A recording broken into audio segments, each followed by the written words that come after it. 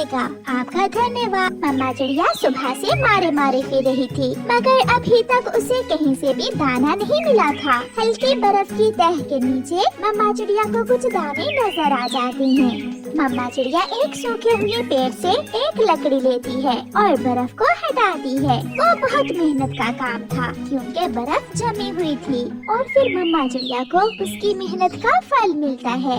मैंने कर लिया, मैंने कर लिया, मैंने अपनी बेटी के लिए दाना ढूंढ लिया।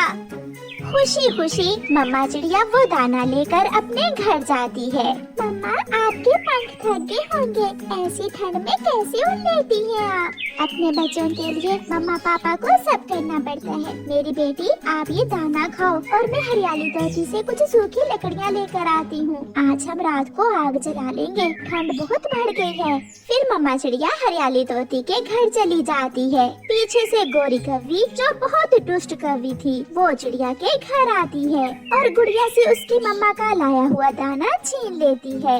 हटो, अभी तक तुम्हारा पेट भरा नहीं है, किसी और को भी खा लेने दो। मगर ये दाना तो मेरी मम्मा ढूंढ कर लाई है, ऐसे भी कोई किसी से भोजन छीनता है क्या? मैं छीनती हूँ, मैं गोरी कौवी। ऐसे कहते हुए गोरी कौवी वहाँ से भाग जाती है। मम्मा चिड़िया भी हरियाली तोती से लकड़ियाँ ले लेती है। चिड़िया बहन, क्या आपको दाना मिल गया है आज? हाँ हरियाली, मैं तो भूखी ही हूँ, मगर मेरी बेटी के लिए दाना मिल गया था। मम्मा चिड़िया अपने घर जाती है। मम्मा, मम्मा, उस कौवी ने मेरा दाना भी छीन लिया और मुझे मारा भी है। कौन? वो गोरी कौवी?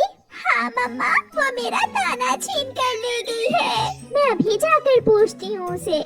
गुस्से में मम्मा चिड़िया कौवों के घर जाती है। खा ले मेरे जग्गू, पेट भर के खा ले। मैं ये दाना उसे छोटी चिड़िया की बच्ची से छीन कर लाई हूँ। मम्मा क्या चिड़िया आंटी आपसे डरती है?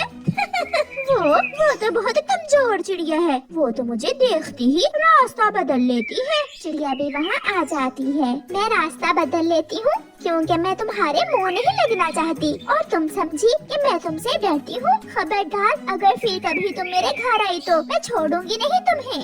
ओए होए होए, वाह रे छोटी चिड़िया, तू तो बड़ी बड़ी बातें करने लगी है। चल भाग यहाँ से, अगर मेरा कालू पतीजी आ गया तो मार मार कर तेरे पंख तोड़ देगा।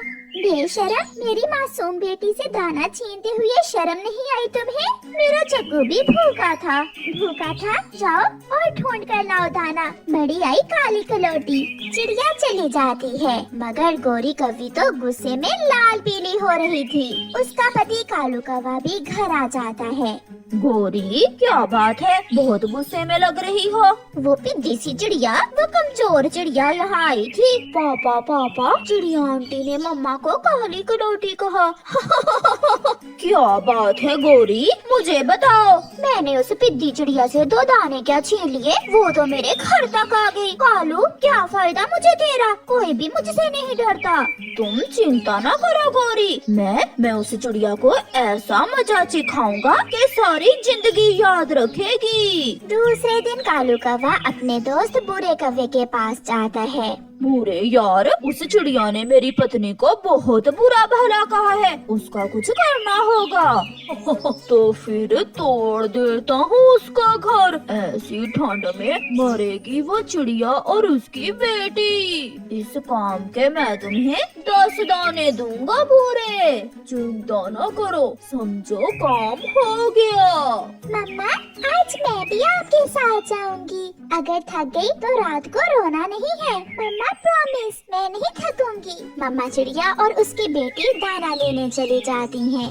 बुरा कौवा कालू का दोस्त छुपकर उन्हें देख रहा था। चिड़िया जैसे ही दाना लेने जाती है, बुरा कौवा कुल्हाड़ा लेकर आता है और चिड़िया का घर तोड़ने लगता है। बुरा कौवा चिड़िया का घर पूरी तरह तोड़ देता है और इधर उधर देखकर वहाँ से भाग जाता है। काम हो गया, लाओ मेरे 10 दाने दो। शाबाश, ये लो बुरे, गिन लो, 10 दाने पूरे हैं। मगर ये तो बताओ, चिड़िया का घर पूरा ही तोड़ा है ना?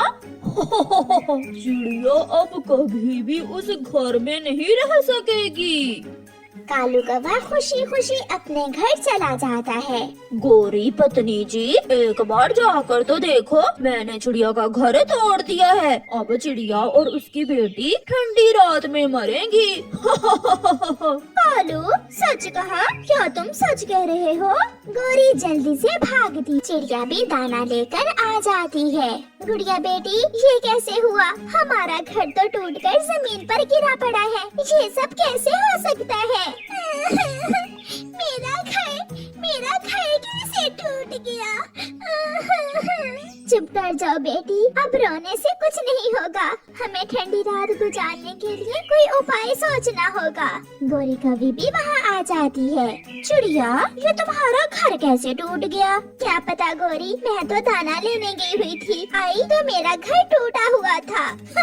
अब तो तुम ठंड से मरोगी और तुम्हारी बेटी भी मरेगी। चिड़िया बेआसरा अपनी बेटी को साथ लेकर वहाँ से चली जाती है।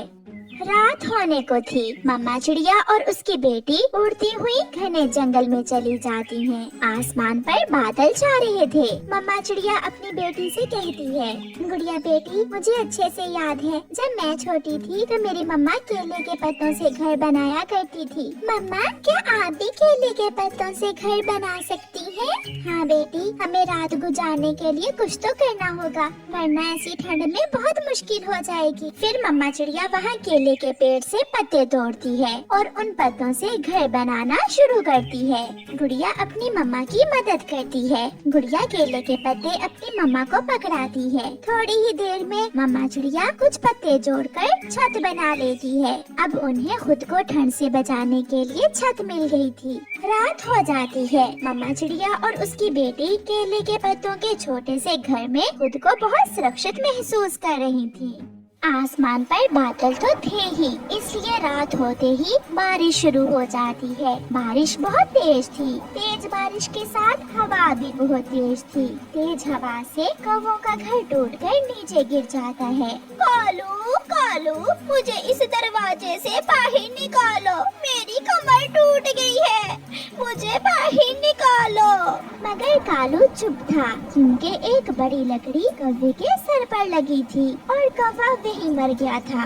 मम्मा, मम्मा, पापा मर गए, मम्मा पापा मर गए हैं। फिर जग्गू कोशिश करता है और अपनी मम्मा गोरी कौवे को दरवाजे से बाहर निकालता है। जग्गू, तेरा पापा मर गया और घर भी टूट गया। अब ऐसी बारिश और ठंडे मौसम में हम कहाँ जाएंगे? फिर जग्गू और गोरी कौवी उड़ते हैं। वो उड़ते उड़ते घने जंगल में चले जाते हैं। गोरी कौवी के पंख से खून बह रहा था। अब उसमें उड़ने की ताकत न रही थी और वो गिर जाती है। जग्गू अपनी मम्मा को इस हालत में देखकर बहुत रोता है। मम्मा, मम्मा प्लीज बोले, बोले मम्मा।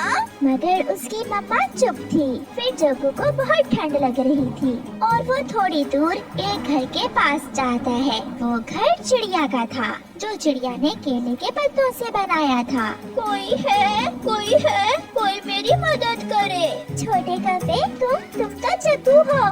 फिर जग्गू कौवा चिड़िया को सारी बात बताता है और चिड़िया जग्गू कौवे की मदद करती है और उसे अपने घर ले जाती है। आंटी, मेरे मम्मा पापा ने ही आपका घर तोड़वाया था और शायद उन्हें उसी की सजा मिली है। बेटा, जो दूसरों का बुरा सोचता है हमेशा उसका अपना ही बुरा होता है। प्यारे दोस्तों, इस कहानी को लाइक करना बिल्कुल मत भूलना। आपका धन्यवाद।